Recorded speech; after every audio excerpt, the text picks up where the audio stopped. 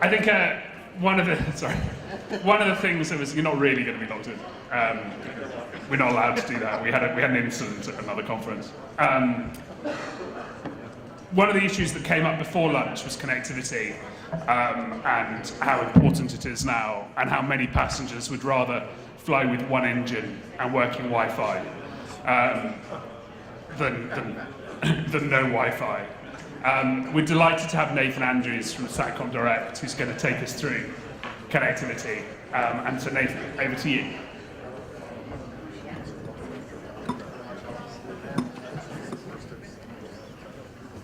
Test 1, 2. Fantastic. Thanks very much, mate. Good afternoon, everybody. I hope everyone had a fantastic lunch. It must have been good. By the time I got there, everything was gone. I did want to thank Alistair and his team for putting together a cracking event.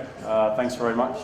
I also wanted to thank the other speakers for their input. It's been quite the education session for me, and I hope everyone else has got some good stuff out of it as well. And thanks to Bombardier for introducing the concept of the connectivity discussion. It's probably a good lead into what I think was actually a well-chosen sort of topic from CJI's perspective. What do users need? Can be a bit of a subjective thing, so bear with me as I go through that one. And how well serviced is Asia? So just to set some context around, what do end users need? I actually think that that's a question everyone in this room can answer. You don't really need me to get up here and and give you a deep dive and detailed analytics as to why we need it. Just look at how many iPhones are on tables, look at how many laptops are open, look at the way we do business generally outside of the aviation sector. It's literally in everything we do. Look at the way our OEMs are manufacturing aircraft. They're becoming increasingly technical with more and more data coming off of those airframes, from engines to everything else that's installed. I had a conversation with someone earlier this afternoon about IP addresses. The oven has an IP address. The coffee machine has an IP address.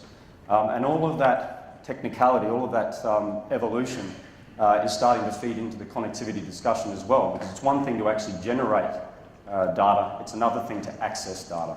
And then the third element to the question is, what do you then do with it after you've got it? So the representation of that data is important.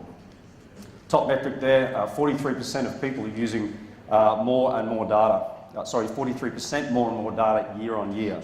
And that's not likely to slow down anytime soon.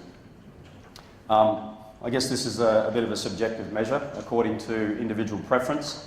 It may or may not be a go, no-go situation if you do or do not have connectivity. I know myself from a commercial air transport perspective. I know if I get on a Cathay Pacific 350 out of Melbourne, chances are I'm going to have connectivity, and that 9-hour, 10-hour flight is going to be quite productive. So I start to, even though we're dealing in that side of the business, it's experiences like that really start to say a lot for how valuable it is, certainly in business aviation.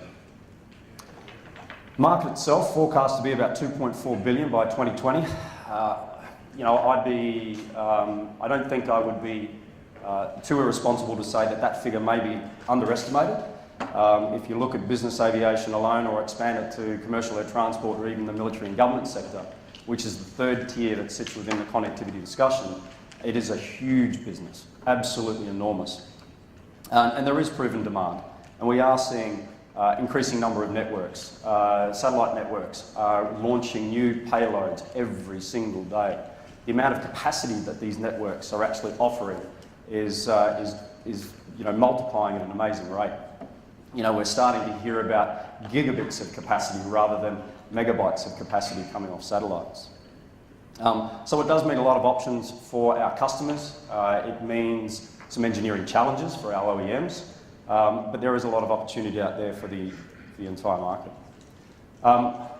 Some of you that have heard me speak before would have heard me say this, and that is, I thought nomophobia was a bit of a joke, but I'm led to believe that it is true. And I do know from time to time some principals that have actually done that as a result of a lack of connectivity. So when we talk about demand and we talk about user requirements, that picture, unfortunately, can be true. I think what's driving this is the big question. And as I said, it's about what we're doing on the ground.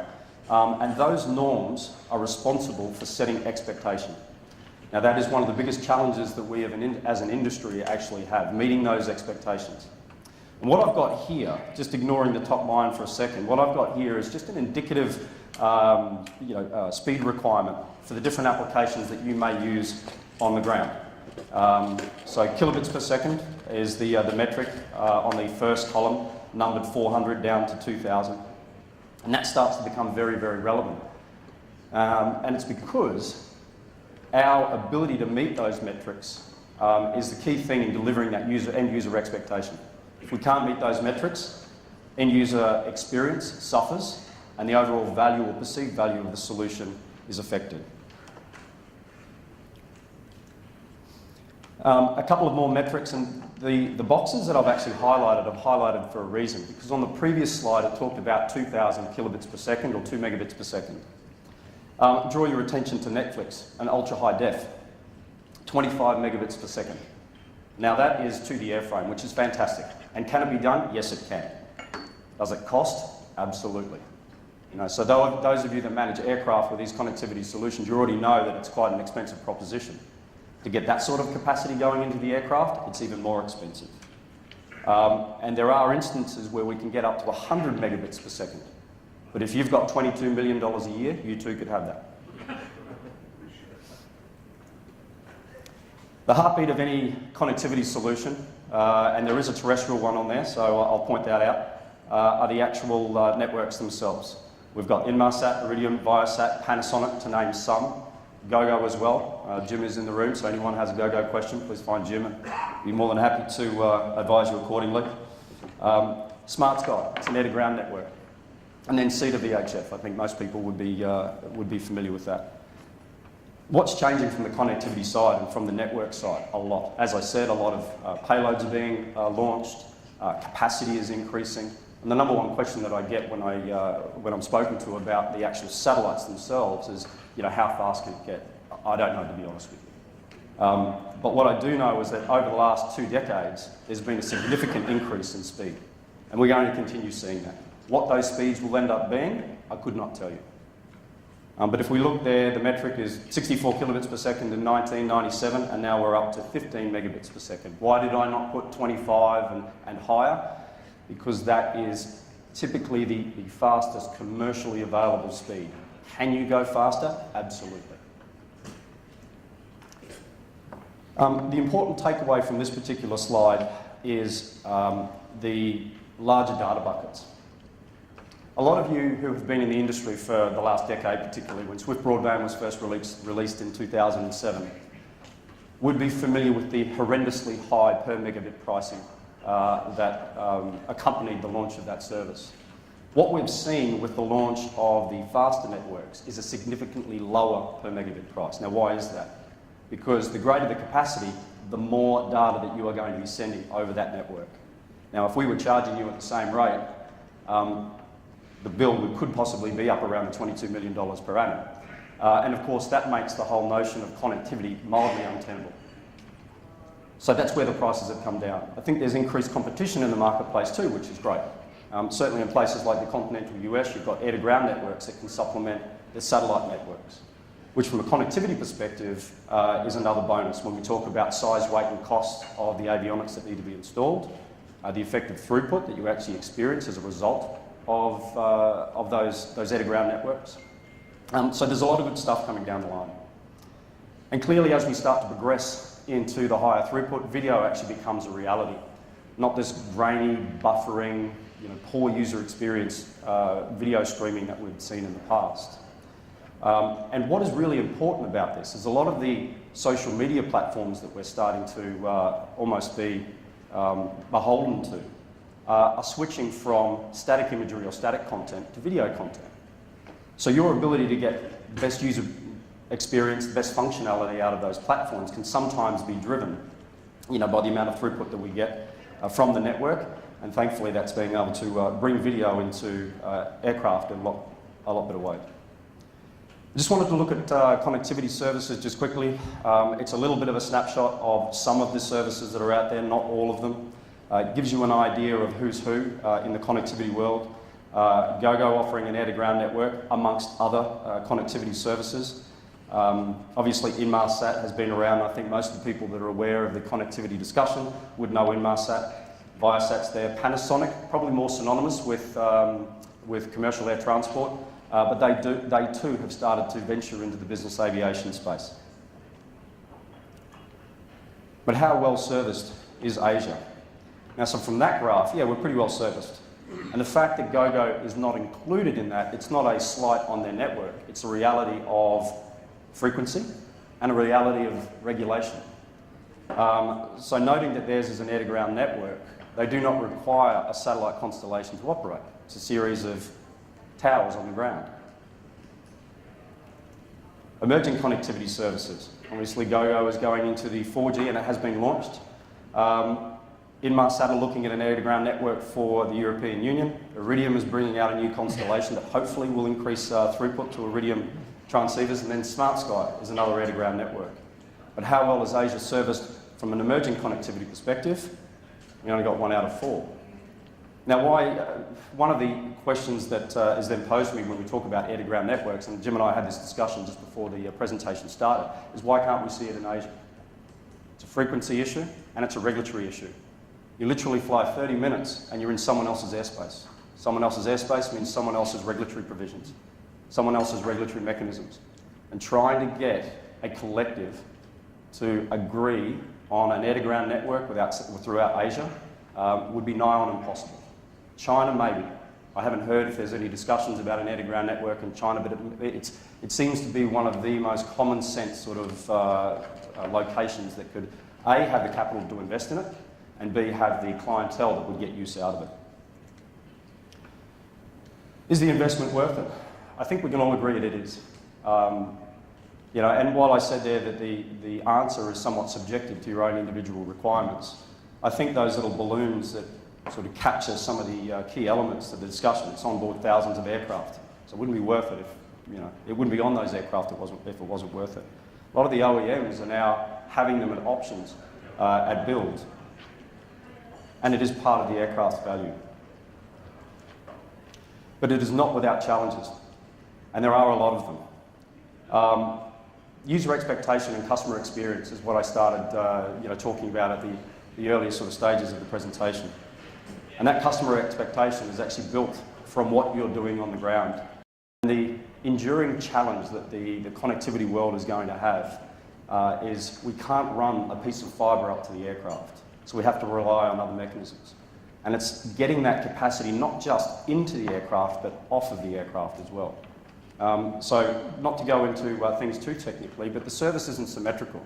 So while you might be able to get 100 megabits per second squirted into an aircraft, there is absolutely no way you're going to get it off the aircraft with a satellite connection. Okay, so what we then have to do with those end users that are focused on delivering video teleconferences, for example, you actually need to have quite a high throughput service to actually export the data off. A lot of the packages, a lot of the networks are being built around in-flight connectivity and actually putting data into the airframe. Application and cloud syncing, another major challenge for the connectivity piece. And why is that? Because it happens when we don't know it happens. And what does it cause? Horrendous overrun in costs. Because it's using data in the background. It's not that application that you have to make some sort of tangible interaction with your iPhone, your BlackBerry, your Samsung to actually churn that data. It's going to happen in the background. So we need to be very, very mindful of that. Network coverage, global versus near global. Okay, so if you're doing high polar routes, which is commonplace, are you going to be without connectivity? Network versus service coverage. This is another little funny one with the satellite industry. They will show you a coverage map, but that's their network coverage map. Network coverage map does not necessarily mean service coverage map. So it always pays to take a little bit of time to just study the fine print, just to make sure that the service that's going onto the airframe is actually going to be the one that's right for the VIP. Regulatory challenges, and we've seen this with KA across the globe. Some countries in the world you can't operate the service on the ground. Some countries you can't operate it at all. You have to wait until you're at 10,000 feet and above before the system can go live. So those regulatory challenges are ongoing. For those of you that operate B-registered aircraft, B-registered aircraft still to this day are not permitted to operate KA services, Inmarsat KA services in Chinese airspace. Foreign aircraft, you go your hardest. The Chinese aircraft, different rules, or B-registered aircraft, different rules.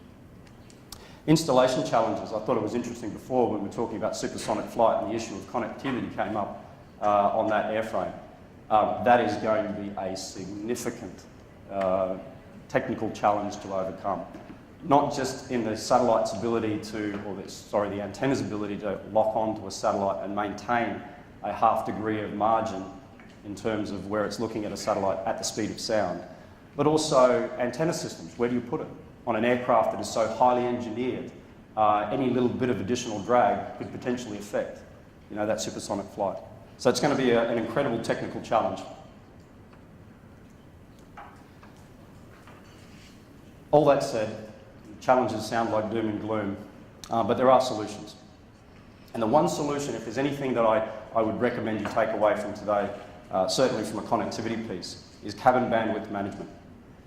Regardless of the size of the pipe, if you do not manage that bandwidth going into the aircraft or off of the aircraft, depending on your requirements, the system is at greater risk of failing.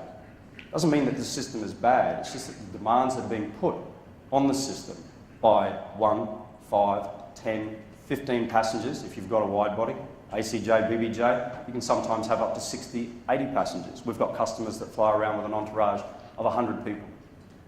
So the limited bandwidth that's actually going into some of these airframes, and when I say limited, I'm talking in context to what we get on the ground. That limited bandwidth can be degraded like that. If you've got people that are constantly streaming, if you've got people that have applications running in the background. So the key thing is to manage that bandwidth. Now, how do you do that? Hardware is a key thing. So what you'll find with a lot of the major hardware manufacturers is they're manufacturing cabin networking devices whose sole responsibility is to manage that onboard Wi-Fi network. And it allows, that networking device allows both hardware configurations where we can connect into 429 data bus, getting information off of the FMS and then make that information available to the end users. Or we can set up discretes where it can detect a stage of flight that the aircraft is in and switch to a different bearer or a different connectivity source automatically. A lot of the new cabin networking devices have cellular transceivers embedded within them. That allows you to use cellular services when you're on the ground. Now, a lot of people will say, well, why would I do that? I just get global roaming and switch it off flight mode, and I get connectivity anyway. If you're doing a video teleconference and you're on approach or you're on file, whatever the situation may be, if you were landing into a certain country where that connectivity was not permitted to operate on the ground, you would literally have to cut it short. If you did have a cabin networking device that had cellular roaming on it, and that device was smart enough to just transition from one bearer to the next, it means that VTC could continue even while you're taxiing to the gate. Okay, so that's the added advantage of having those cellular transceivers embedded within the actual device itself. The cabin networking devices, or routers, often have a lot of software configurable features. I am not going to talk about any of those because I didn't want this to be a technical sort of discussion. But what I wanted to demonstrate was the lengths that the service providers, all of us, can go to tailor, to configure the internal cabin Wi-Fi network to manage all of these risks, manage all of these issues. One thing that I haven't got there is content filtering. So all of this cloud application and cloud syncing, we can actually prevent that from being from happening on board the aircraft. That means, of course, you're not using as much data, you're not clogging up an otherwise defined pipe, and the user experience, hopefully, is going to be a little bit better. So I've been talking about the cabin networking hardware. It is critical. And what you will see with a lot of the OEMs, actually all of them, are starting to look at this as a key component within their, certainly their connectivity makeup. It's been adopted very, very well. Initially, there was a little bit of resistance and a little bit of skepticism about whether a cabin networking device that was capable of doing what it was shown on the previous slide was actually valuable enough. It has proven to be incredibly valuable. And without it, as I said, I think you put at risk the true capability of the system and the value to the end user. Say again? Oh, where did I get up to? You find your own. Oh, okay. Very good. Yeah, so that's obviously the end of the presentation. With a thud. If there are any questions, feel free to throw them out. Sorry, I don't know if. Say again. All right, that's right. It's a connectivity problem. Yes. You need a new service provider, mate. We need, I won't say who we used. You've got 3 questions, so we go through them quickly. Righto. Question 1, if I buy a fancy set of hardware, how do I know it will not be obsolete in a few years? A lot of the avionics that you will buy, a lot of the connectivity avionics are all software defined, which means that as improvements are made, typically the box can be improved as well. Just by way of example, only because it's probably the latest connectivity system to come out, Honeywell's JetWave hardware is up to its 5th software version, even after only operating for 2 years, and it's soon to go on to its 6th. So a lot of that happens in the background. A lot of these updates are pushed or executed by the engineering staff. Typically, it keeps that box up to a certain standard where it's going to meet the requirements. And I think one of the things that is worth noting too is once a satellite is in space, that's pretty much it. Capability is locked down. It really isn't going to leapfrog too far. Is there a little bit of a risk in investing $500,000 in a new Satcom system? Yeah, there is. You may wait 2, 3, 5 years and a faster system will come out. And I just think that's the way of life. Okay, question from Mike Dwyer. You offer Aero IT classes that are very detailed. Is there a shorter, less technical course for the operator or advisor to the operator? There is. So for those that don't know, Aero IT is really intended for engineering staff. It is very much like if anyone's taken a Cisco IT course, that's pretty much what it's modelled on. Says a lot to how the avionics and the system is viewed. And we get a lot of engineering personnel, no disrespect to those engineers in the room, and I work with one of them. It's sometimes just an area that they have never touched. So that's where Aero IT comes into it, and that's why it's so complex. To answer your question, yes, Aero Connect, which is a shorter version, still has a little bit of IT networking involved in it.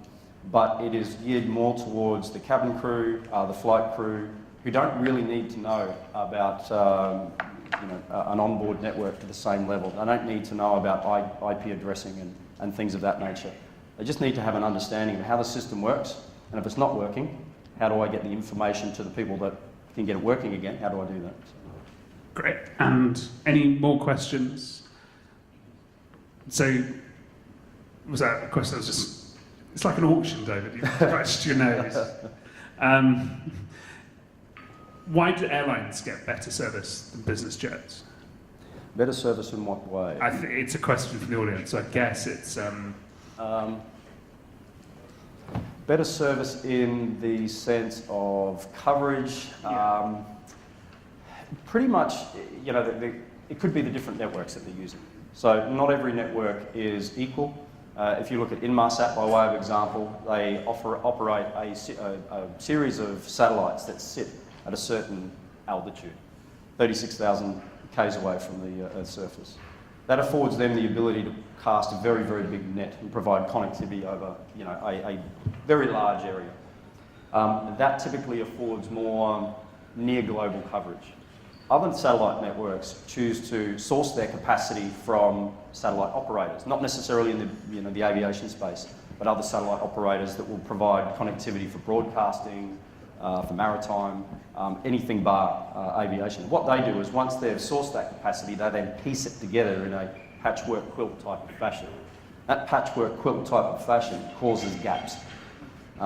What you may also see is there are regulatory limitations put on certain network operators where they don't have capacity over certain countries, like China, for example. One of the networks has had an enormous struggle in trying to get approval to add Chinese capacity into its network.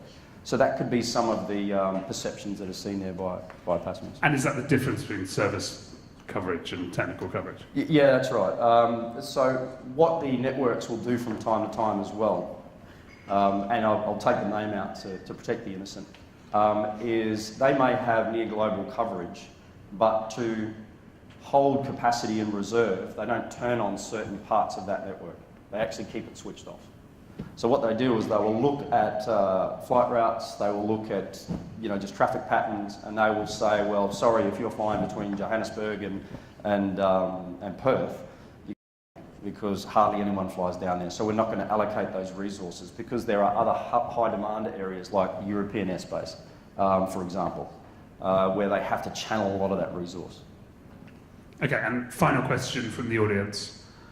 Will usage rates reduce anytime soon? Will the cost of usage come down? I think it will. I think we've already seen from Swift Broadband to KA, the price per megabit has come down. Interestingly, I sat in the Australian Satellite Forum about 2 weeks ago, and the satellite networks are talking exactly the same language. The price per kilohertz is starting to come down. So as that happens, there will be a flow-down effect to certainly our industry, because the cost of actually leasing capacity from those satellite operators reduce. I think the other thing to think about too is as the capability of the satellites increase and we're punching even more power and more throughput into the airframe, we're going to be using data at an even higher rate. So if we kept the same price point, as soon as we double or triple or quadruple the throughput, your charges are going to go up. I know it's simple math, but I just want to try and make a point. So I think for them to remain competitive, for the proposition to remain relevant to the end user, the price will have to come down accordingly. It won't come down to the ground, but it'll certainly come down. That's brilliant. Thank you very much. Thank you.